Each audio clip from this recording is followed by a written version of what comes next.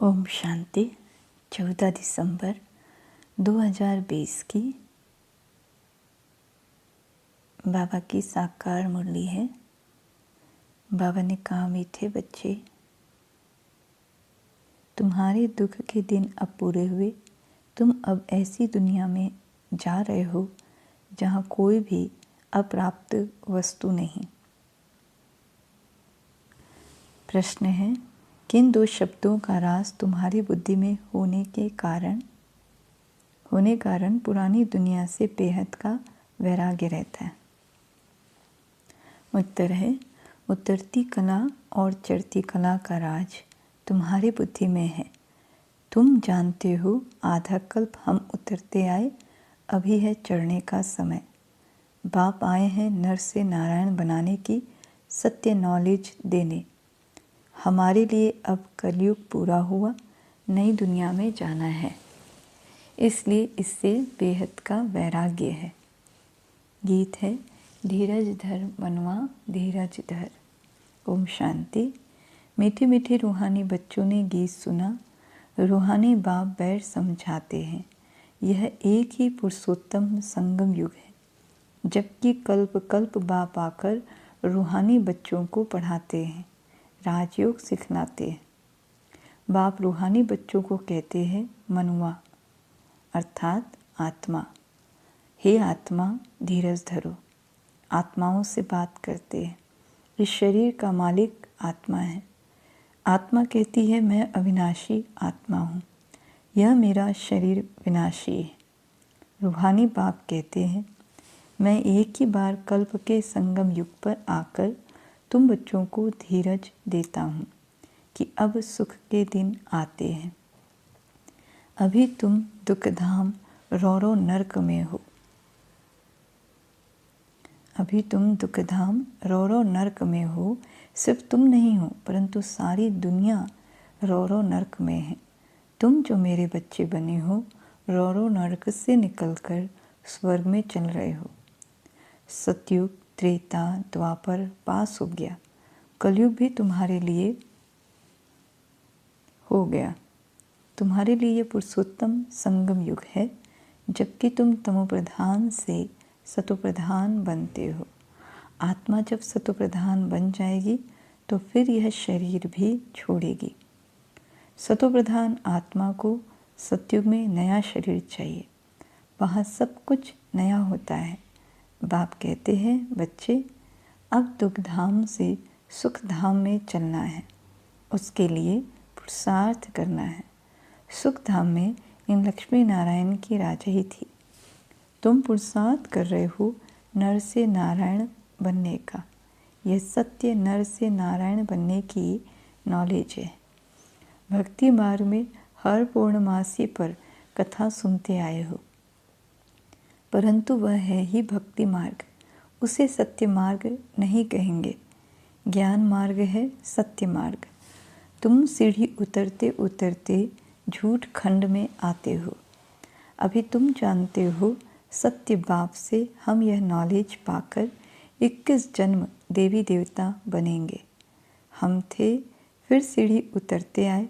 उतरती कला और चढ़ती कला का राज तुम्हारी बुद्धि में है। पुकारते भी हैं, हे बाबा, आकर हमको पावन बनाओ।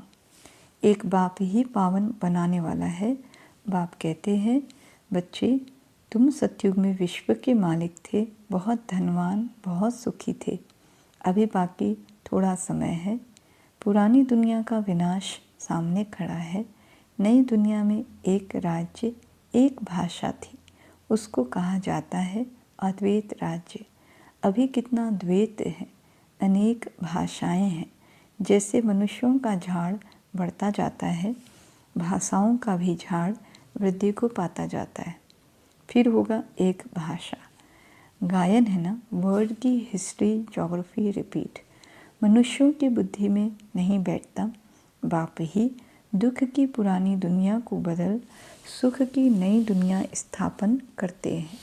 लिखा हुआ है, प्रजापिता ब्रह्मा द्वारा डिड्डिज्म की स्थापना। यह है राजयोग की पढ़ाई।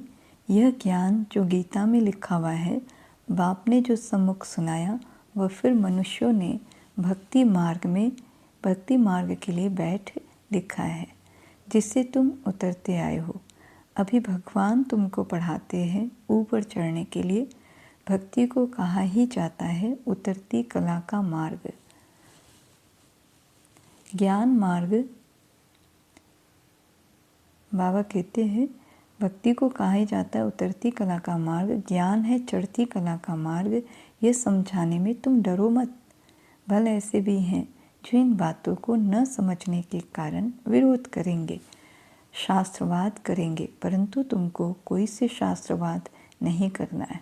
बोलो, शास्त्र, वेद, उपनिषद व गंगा स्नान करना, तीर्थ आदि करना, यह सब भक्ति कांड है। भारत में रावण भी है बरोबर जिसकी एफिजी जलाते। वैसे तो दुश्मनों की एफिजी जलाते अल्पकाल के लिए। यह इस एक रावण की एफिजी हर वर्ष जलाते आते। बाप कहते हैं तुम गोल्डन एजेड बुद्धि से आयरन एज बुद्धि हो गए हो। तुम कितने सुखी थे। बाप आते ही हैं सुख धाम की स्थापना करने। फिर बाद में जब भक्ति मार्ग शुरू होता है तो दुखी बनते हैं, फिर सुखदाता को याद करते हैं, वह भी नाम मात्र, क्योंकि उनको जानते नहीं। गीता में नाम बदल दिया है। पहले तुम यह समझाओ कि ऊंचे ते ऊंच भगवान एक है। याद भी उनको करना चाहिए। एक को याद करना, उसको ही अव्यभिचारी ज्ञान कहा जाता है।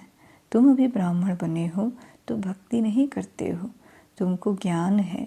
बाप पढ़ाते हैं जिससे हम यह देवता बनते हैं। दैवी गुण भी धारण करने हैं।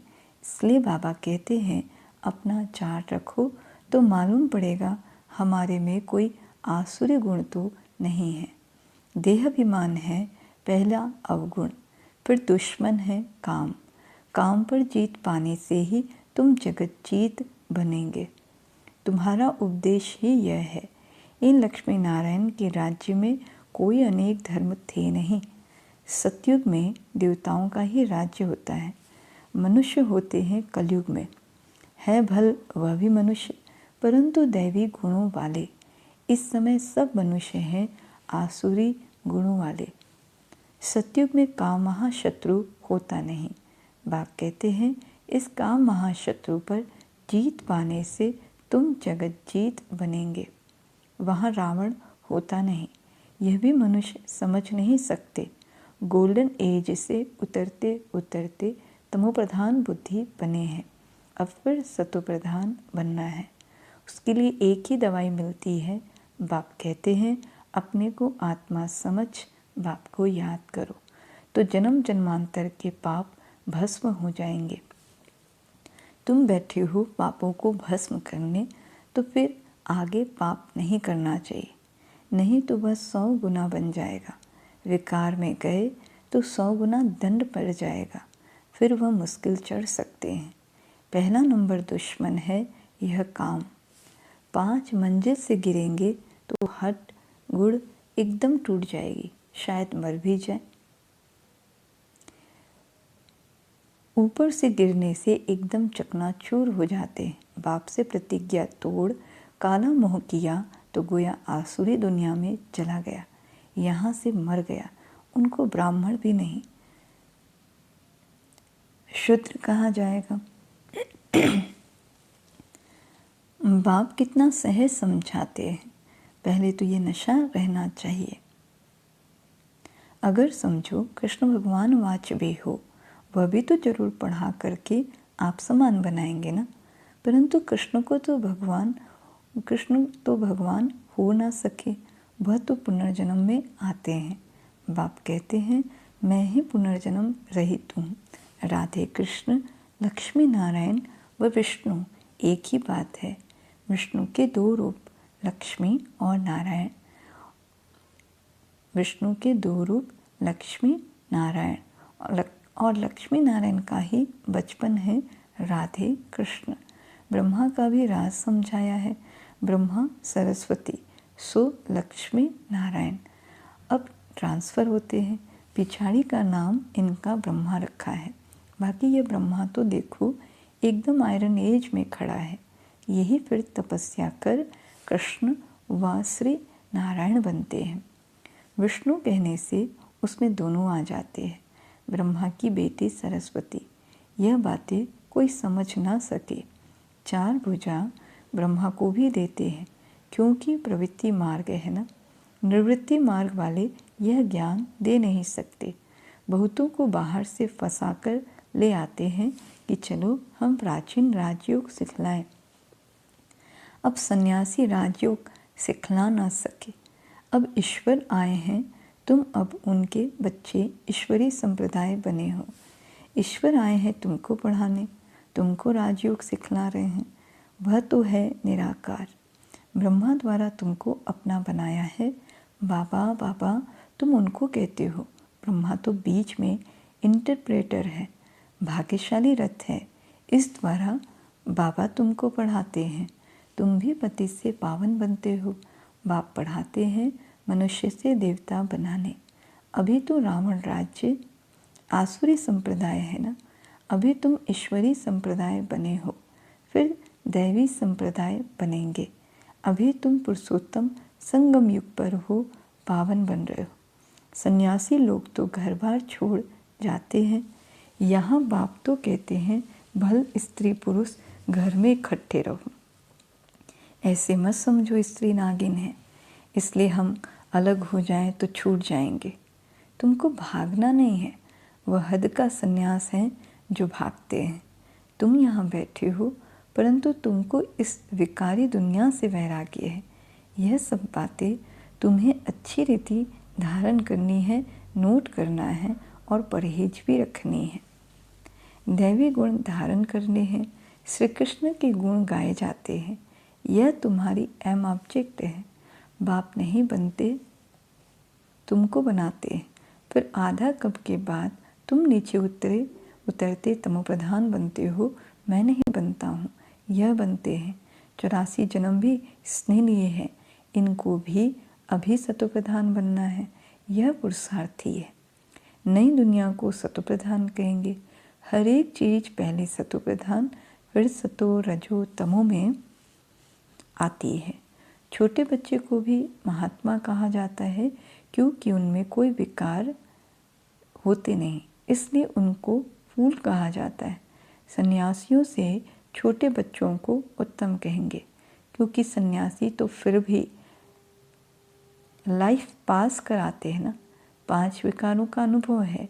बच्चों को तो पता नहीं रहता, इसलिए बच्चों को देख खुशी होती है। चैतन्य फूल हैं। अपना तो है ही प्रवृत्ति मार्ग। अभी तुम बच्चों को इस पुरानी दुनिया से नई दुनिया में जाना है। अमर लोक में चलने के लिए तुम सब पुरुषार्थ करते हो। मृत्यु लोक से ट्रांसफ़र होते हो। देवता बनना है तो उसके लिए अब मेहनत करनी पड़े। प्रजापिता ब्रह्मा के बच्चे भाई बहन हो जाते हैं। भाई बहन तो थे ना। प्रजापिता ब्रह्मा की औलाद आपस में क्या ठहरे। प्रजापिता ब्रह्मा गाया जाता है। जब तक प्रजापिता का बच्चा ना बने, सृष्टि की रचना कैसे हो। प्रजापिता ब्रह्मा के हैं सब रूहानी बच्चे। वह ब्राह्मण होते हैं जिस्मानी यात्रा करने वाले। जिस्मानी यात्रा वाले तुम हो, रूहानी यात्रा वाले। वह पतित, तुम पावन। वह कोई प्रजापिता की संतान नहीं है, ये तुम समझते हो। भाई बहन जब समझे तब विकार में न जाए। बाप भी कहते हैं खबरदार रहना। हमारा बच्चा बनकर कोई क्रिमिनल काम नहीं करना, नहीं तो पत्थर बुद्धि बन जाएंगे। इंद्र सभा की कहानी भी है। शूद्र को ले आई तो इंद्र सभा में उनकी बदबू आने लगी, तो बोला पतित को यहाँ क्यों लाया है। फिर उनको श्राप दे दिया। वास्तव में इस सभा में भी कोई पतित आ नहीं सकते।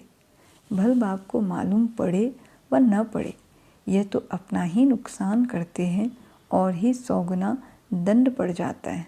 पतित को अलाउ नहीं है। उन्हों के लिए विजिटिंग रूम ठीक है। जब पावन बनने की गारंटी करे, दैवी गुण धारण करे, तब अलाउ हो। दैवी गुण धारण करने में टाइम लगता है, पावन बनने की एक ही प्रतिज्ञा है। यह भी समझाया है देवताओं की और परमात्मा की महिमा अलग अलग है। पतित पावन लिबरेटर गाइड बाप ही है। सब दुखों से लिबरेट कर अपने शांति धाम में ले जाते हैं। शांति धाम, सुख धाम और दुख धाम का यह भी चक्र है। अभी दुख धाम को भूल जाना है। शांति धाम से सुख धाम में वो आएंगे जो नंबरवार पास होंगे, वही आते रहेंगे। यह चक्र फिरता रहता है। ढेर की ढेर आत्माएं हैं, सबका पाठ नंबरवार है, जाएंगे भी नंबरवार। उनको कहा जाता है शिव बाबा का सीजरा अथवा रुद्रमाला। नंबरवार जाते हैं, फिर नंबरवार आते हैं। दूसरे धर्म वालों का भी ऐसा होता है। बच्चों को रोज़ समझाया जाता है, स्कूल में रोज़ नहीं पढ़ेंगे, मुरली नहीं सुनेंगे तो फिर एब्सेंट हो जाएंगे। पढ़ाई की लिफ्ट तो ज़रूर चाहिए। गॉडली यूनिवर्सिटी में एब्सेंट थोड़ी ही होनी चाहिए। पढ़ाई कितनी ऊंचे है जिससे तुम सुखधाम के मालिक बनते हो। वहाँ तो अनाज सब फ्री रहता है, पैसा नहीं लगता। अभी तो कितना हंगामा है, 100 वर्ष में कितना महंगा हो गया है। वहाँ कोई अप्राप्त वस्तु नहीं होती जिसके लिए मुश्किलात आए। वह है ही सुखधाम। तुम अभी वहाँ के लिए तैयारी कर रहे हो। तुम बेगर टू प्रिंस बनते हो। साहूकार लोग अपने को बेगर नहीं समझते हैं। अच्छा, मीठे मीठे सीखे लदे बच्चों प्रति माता पिता बाप दादा का याद प्यार और गुड मॉर्निंग। रूहानी बाप की रूहानी बच्चों को नमस्ते और हम रूहानी बच्चों की रूहानी बाप दादा को याद प्यार गुड मॉर्निंग और नमस्ते नमस्ते नमस्ते। शुक्रिया बाबा, शुक्रिया आपका पदम पदम शुक्रिया जो आपने हमें अपना बना लिया, आप समान बना लिया। धारणा के लिए मुख्य सार है। पहला, बाप से जो संपूर्ण पावन बनने की प्रतिज्ञा की है, इसे तोड़ना नहीं है। बहुत बहुत परहेज रखनी है। अपना चार्ट देखना है, हमारे में कोई अवगुण तो नहीं है। दूसरा, गॉडली यूनिवर्सिटी में कभी भी एब्सेंट नहीं होना है। सुखधाम का मालिक बनने की ऊंची पढ़ाई एक दिन भी मिस नहीं करनी है। मुरली रोज जरूर सुननी है। वरदान है मनसा वाचा कर्मणा की पवित्रता में संपूर्ण मार्क्स लेने वाले। नंबर 1 आज्ञाकारी भव। मनसा वाचा और कर्मणा की संपूर्ण पवित्रता में संपूर्ण मार्क्स लेने वाले नंबर 1 आज्ञाकारी भव। मनसा पवित्रता अर्थात संकल्प में भी अपवित्रता के संस्कार इमर्ज न हो। सदा आत्मिक स्वरूप अर्थात भाई भाई की श्रेष्ठ स्मृति रहे। वाचा में सदा सत्यता और मधुरता हो। कर्मणा में सदा नम्रता, संतुष्टता और हर्षित मुक्ता हो। इसी आधार पर नंबर मिलते हैं और ऐसे संपूर्ण पवित्र आज्ञाकारी बच्चों का बाप भी गुणगान करते हैं।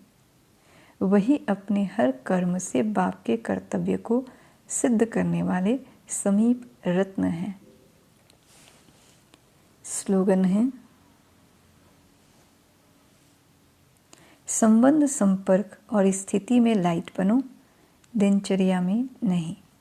संबंध संपर्क और स्थिति में लाइट बनो, दिनचर्या में नहीं। अच्छा, ओम शांति। ओम